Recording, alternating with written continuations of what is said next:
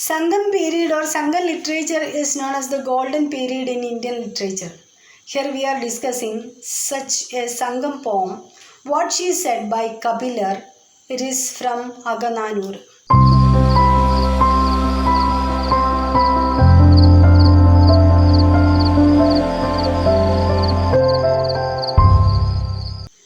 അകനാനൂരിലെ ഒരു കവിതയാണ് നമ്മൾ ഇന്ന് ചർച്ച ചെയ്യുന്നത്. വാട്ട് ഷീ സെഡ് എന്ന കവിത, and it was written by Kapilar.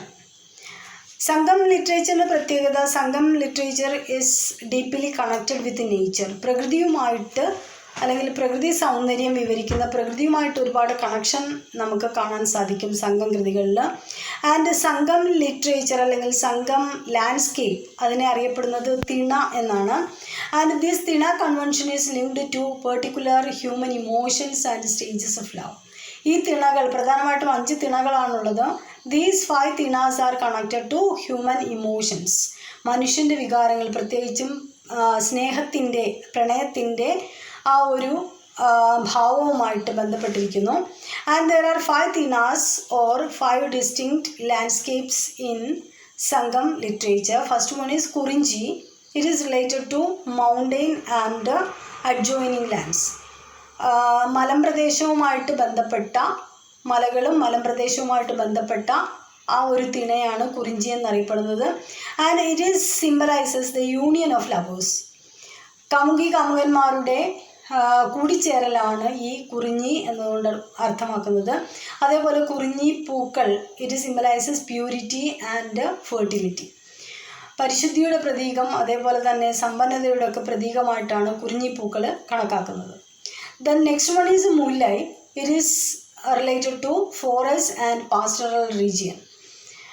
മുല്ലൈ എന്ന പ്രദേശം വനപ്രദേശമാണ്. അതേപോലെ വനവും ഒരു പുൽമേട്, പാസ്റ്ററൽ റീജിയൻ മീൻസ് പുൽമേടുകളൊക്കെ ആയിട്ട് നിറയപ്പെട്ട സ്ഥലത്തെയാണ് മുല്ല എന്നറിയപ്പെടുന്നത്. And it represents patient waiting of lovers. കാമുകി കാമുകന്മാർ ക്ഷമയോടെ കാത്തിരിക്കുന്ന, അവരൊന്നിക്കുന്നതിന് വേണ്ടിയിട്ട് ക്ഷമയോടെ കാത്തിരിക്കുന്ന ആ ഒരു സ്റ്റേജിനെ കാണിക്കാനാണ് മുല്ലൈ എന്ന ആ ഒരു തിണ ഉപയോഗിക്കുന്നത്. And the next one is Marutham. It is ഈ റിവറൈൻ ലാൻഡ്സ്. നദിയുമായിട്ട് ബന്ധപ്പെട്ട, നദീതീരവുമായിട്ട് ബന്ധപ്പെട്ടതാണ് Marutham. And it shows displeasure of love. പ്രണയത്തിൻ്റെ ആ ഒരു അസന്തുഷ്ടിയൊക്കെ കാണിക്കാനാണ് മരുതം ഉപയോഗിക്കുന്നത്, ആ ഒരു ലാൻഡ്സ്കേപ്പ് ഉപയോഗിക്കുന്നത്. And the next one is Neithal. It is related to sea shore and it symbolises yearning or pining. വിരഹം അല്ലെങ്കിൽ ആ ഒരു കാത്തിരിപ്പ്, ഇതൊക്കെയാണ് നെയ്ത്തൽ അല്ലെങ്കിൽ സീ ഷോർ കൊണ്ട് അർത്ഥമാക്കുന്നത്. Next one is Palai and it is arid region.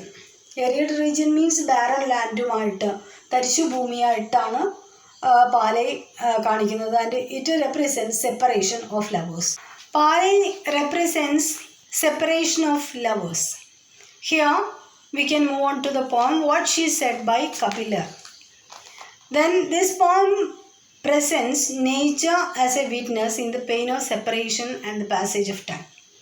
ഒരു വിരഹമാണ് ഇവിടെ പറയുന്നത്. കാമുകന്മാരുടെ കാത്തിരിപ്പ്, അതേപോലെ തന്നെ കാമുകൻ കാമുകിയെ കാണാൻ വരുന്നു. ആ ഒരു ബാക്ക്ഗ്രൗണ്ടാണ് ഈ ഒരു കവിതയിൽ വെളിപ്പെടുത്തുന്നത്. Then forest animals walk there and elephants roam in the sky's high places thunder numbles. കവിത തുടങ്ങുമ്പോൾ പറയുന്നു the forest animals walk there. ആ വഴിയിലൂടെയാണ് ഫോറസ്റ്റ് ആനിമൽസ് വരുന്നത്. and elephants roam. ആനകൾ അലറിക്കൊണ്ട് പോകുന്ന വഴിയാണത്. and in the sky's high places thunder nimbles. ഇടി എടുക്കുന്ന പ്രദേശം, ഇടി ചായുന്ന പ്രദേശം എന്ന് പറയുന്ന പോലെ അത്രയ്ക്ക് ഹൈ റേഞ്ചാണ്. And but you come alone in the night. പക്ഷേ ഈ ഡേഞ്ചറസ് ആയിട്ടുള്ള വഴികളിലൂടെ, അതായത് ഏത് നിമിഷവും ഇടിമിന്നലേൽക്കാം, അല്ലെങ്കിൽ ആനകളുടെ വരവുള്ള സ്ഥലമാണ്. അതേപോലെ തന്നെ ഫോറസ്റ്റ് ആനിമൽസ്, ടൈഗർ ലയൺ പോലെയുള്ള ആനിമൽസ് ഒക്കെ വരുന്ന സ്ഥലമാണ്. അത്രത്തോളം ഡേഞ്ചറസ് ആയിട്ടുള്ള സ്ഥലത്തൂടെയാണ് നീ വരുന്നത്. And you are Elon. നീ ഒറ്റയ്ക്കാണ് വരുന്നത്. In the night along the narrow paths of snakes and tigers. വളരെയധികം ഇടുങ്ങിയ വഴി, അവിടെ പാമ്പുകളുണ്ടാകാം, അതേപോലെ തന്നെ പുലിയും കടുവയും ഒക്കെ ഉണ്ടാകുന്ന ആ വഴികളിലൂടെ ഒറ്റയ്ക്ക് നീ എന്നെ കാണാൻ വരുന്നു. വളരെ ഡേഞ്ചറസ് ആയിട്ടുള്ള ആ വഴിയിലൂടെ ഒറ്റയ്ക്ക് നീ എന്നെ രാത്രിയിൽ കാണാൻ വരുന്നു. And O man of the mountain country, ഇവിടെ കാമുകൻ his house is near the mountain, ആ കുന്നിൻ്റെ അരികിലാണ് അല്ലെങ്കിൽ മലയുടെ അരികിലാണ് അവൻ്റെ വീട്, അവൻ ആ സൈഡിൽ നിന്നാണ് വരുന്നത്. And that country of fruitful hills, and that side is filled with fruits and fruit bearing trees, പഴങ്ങൾ നിറഞ്ഞ മരങ്ങളുള്ള ആ പ്രദേശം. Ancient conquest, the region of ancient conquest. Forest resources ധാരാളമുള്ള സ്ഥലം, അതിനു വേണ്ടിയിട്ട് ആക്രമണങ്ങൾ നടന്ന സ്ഥലമാണ്. And ancient conquest of wide spaces, and where the music of water falls, we can hear the music of water falls, വെള്ളച്ചാട്ടത്തിൻ്റെ ശബ്ദം കേൾക്കാം. And mingles with B sounds, ആ വെള്ളച്ചാട്ടത്തിൻ്റെ സൗണ്ടിനോടൊപ്പം തന്നെ we can hear bee sounds, the buzzing sound of bees, ഈ തേനീച്ചകളുടെ buzzing sound കേൾക്കാം നമുക്ക്. As a drum with lute drinks, ആ ഡ്രമ്മിൻ്റെ ഒച്ച പോലെ വെള്ളച്ചാട്ടത്തിനോടൊപ്പം തന്നെ ബസിങ് സൗണ്ടും കേൾക്കാം. If you wish to marry me, ഇനി കാമുകി പറയുന്നു, if you wish to marry me you can, നിനക്ക് എന്നെ വിവാഹം കഴിക്കണമെന്നുണ്ട് എങ്കിൽ you can marry me. But one thing, പക്ഷേ ഒരു condition, there is only one condition, do not come along these narrow paths, ഒരിക്കലും എന്ത് ചെയ്യാൻ പാടില്ല, ഈ ഒരു നാരോ വഴിയിലൂടെ, വളരെ ഇടുങ്ങിയ അപകടം നിറഞ്ഞ ഡേഞ്ചറസ് ആയിട്ടുള്ള ഈ വഴിയിലൂടെ വരാൻ പാടില്ല.